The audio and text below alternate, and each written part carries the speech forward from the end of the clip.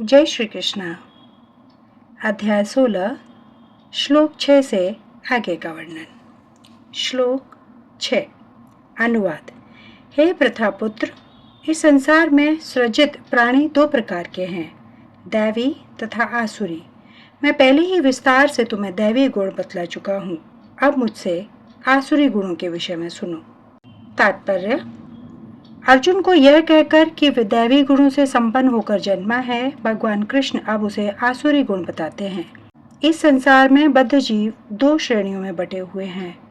जो जीव दिव्य गुणों से संपन्न होते हैं वे नियमित जीवन बताते हैं, अर्थात वे शास्त्रों तथा विद्वानों द्वारा बताए गए आदेशों का निर्वाह करते हैं। मनुष्य को चाहिए कि प्रामाणिक शास्त्रों के अनुसार ही कर्तव्य निभाए। यह प्रकृति दैवी कहलाती है। जो शास्त्र विहित विधानों को नहीं मानता और अपनी समझ के अनुसार कार्य करता रहता है वह आसुरी कहलाता है। शास्त्र के विधि विधानों के प्रति आज्ञा भाव ही एकमात्र कसौटी है, अन्य नहीं। वैदिक साहित्य में उल्लेख है कि देवता तथा असुर दोनों ही प्रजापति से उत्पन्न हुए। अंतर इतना ही है कि एक श्रेणी के लोग वैदिक आदेशों को मानते हैं और दूसरे नहीं मानते।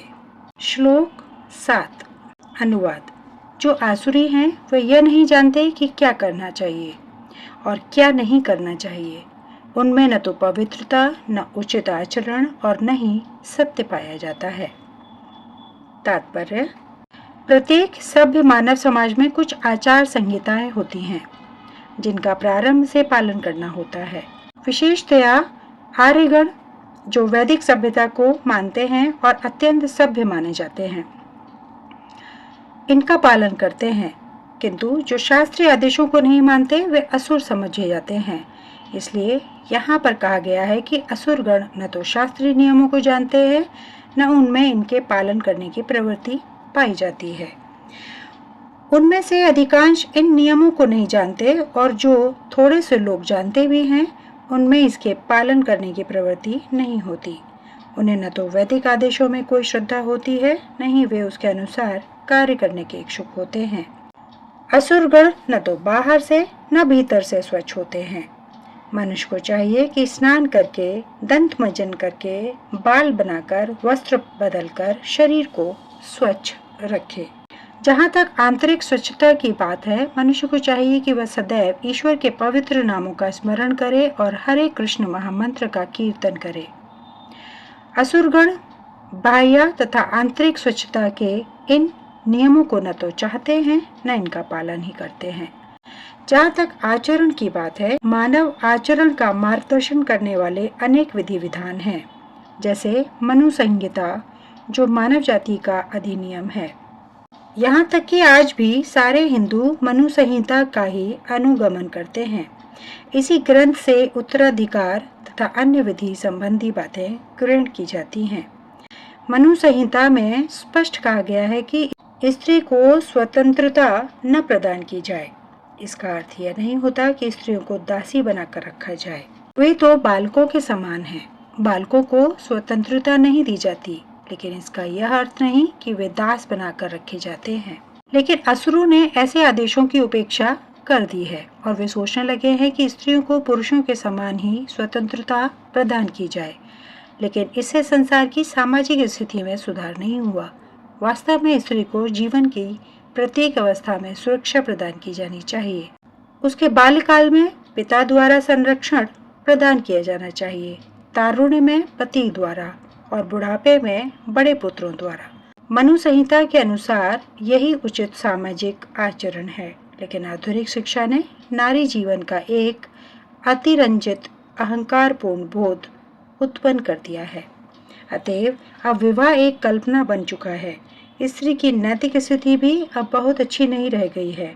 अतएव असुरगण कोई ऐसा उपदेश ग्रहण नहीं करते जो समाज के लिए अच्छा हो, चूँकि वे महर्षियों के अनुभवों तथा उनके द्वारा निर्धारित विधि विधानों का पालन नहीं करते।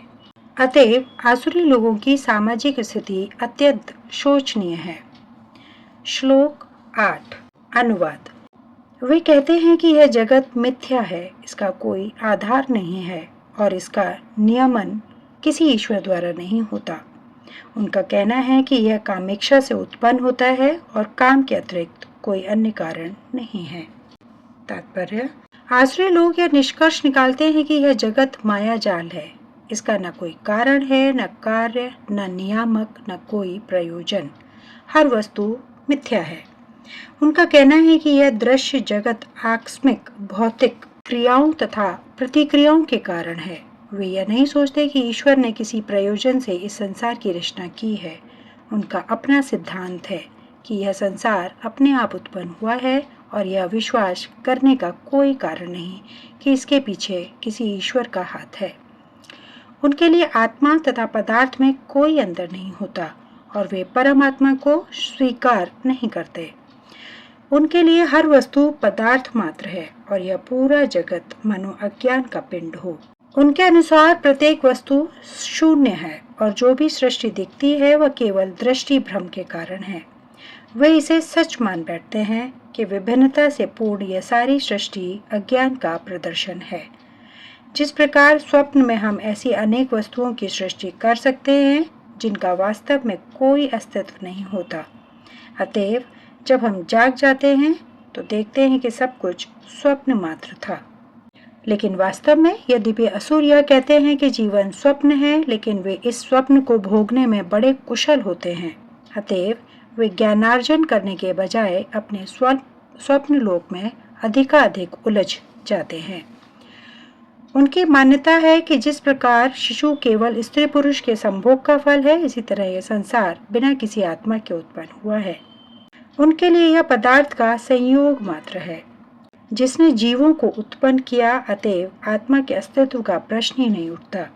जिस प्रकार अनेक जीवित प्राणी अकारण पसीने ही से स्वेदज तथा मृत शरीर से उत्पन्न हो जाते हैं, उसी प्रकार यह सारा जीवित संसार दृश्य जगत के भौतिक संयोगों से प्रकट हुआ है। अतएव प्रकृति ही इस संसार की कारण स्वरूपा है, इसका कोई अन्य कारण नहीं है। वे भगवत गीता में कहे गए कृष्ण के इन वचनों को नहीं मानते।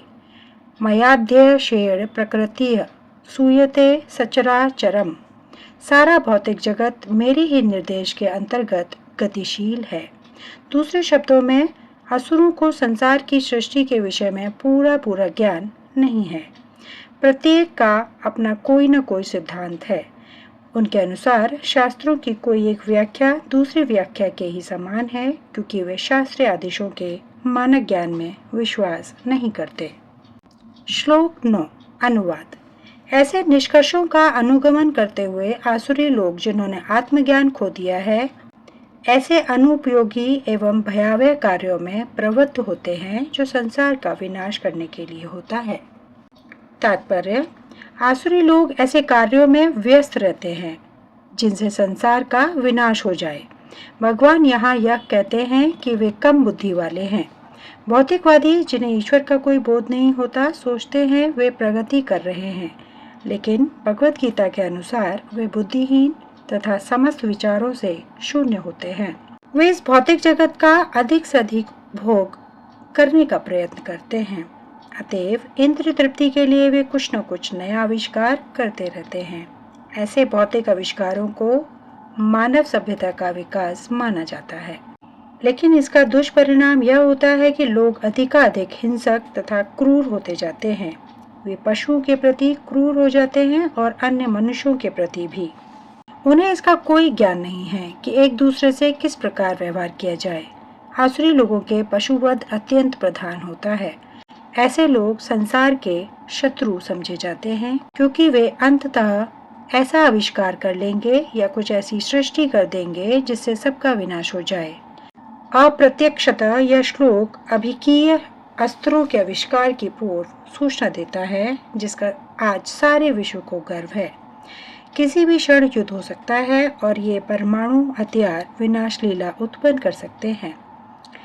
ऐसी वस्तुएं संसार के विनाश के उद्देश्य से ही उत्पन्न की जाती हैं और यहाँ पर इसका संकेत किया गया है। ईश्वर के प्रति अविश्वास के कारण ही ऐसे हथियारों का आविष्कार मानव समाज में किया जाता है। वे संसार की शांति तथा संपन्नता के लिए नहीं होते। श्लोक 10 अनुवाद। कभी न संतुष्ट होने वाले काम का आश्रय लेकर तथा गर्व के मद एवं मिथ्या प्रतिष्ठा में डूबे हुए आसुरी लोग इस तरह मोहग्रस्त होकर सदैव क्षणभंगुर वस्तुओं के द्वारा अपवित्र कर्म का व्रत लिए रहते हैं। तात्पर्य, यहाँ पर आसुरी मनोवृत्ति का वर्णन हुआ है। आसुरों में काम कभी तृप्त नहीं होता। वे भौतिक भोग के लिए अपनी अतृप्त इच्छाएं बढ़ाते चले जाते हैं। यद्यपि वे क्षणभंगुर वस्तुओं को स्वीकार करने के कारण सदैव चिंतामग्न रहते हैं, तो भी वे मोहवश ऐसे कार्य करते जाते हैं। उन्हें कोई ज्ञान नहीं होता, अतएव वे यह नहीं जान पाते कि वे गलत दिशा में जा रहे हैं। क्षणभंगुर वस्तुओं को स्वीकार करने के कारण वे अपना निजी ईश्वर निर्माण कर लेते हैं, अपने निजी मंत्र बना लेते हैं और तदनुसार कीर्तन करते हैं।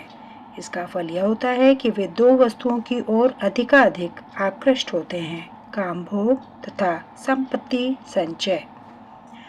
इस प्रसंग में अशुचि व्रताः शब्द अत्यंत महत्वपूर्ण है, जिसका अर्थ है अपवित्र व्रत। ऐसे आसुरी लोग मग, स्त्रियों, घृत, क्रीड़ा तथा मांसाहार के प्रति आसक्त होते हैं। यही उनकी अशुचि अर्थात अपवित्र गंदी आदतें हैं।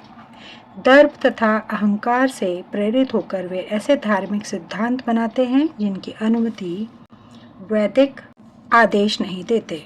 यद्यपि ऐसे आसुरी लोग अत्यंत निंदनीय होते हैं, लेकिन संसार में कृत्रिम साधनों से ऐसे लोगों का झूठा सम्मान किया जाता है। यद्यपि वे नरक की ओर बढ़ते रहते हैं, लेकिन वे अपने को बहुत बड़ा मानते हैं। श्लोक 11 से आगे का वर्णन अगले वीडियो में। धन्यवाद। जय श्री कृष्ण।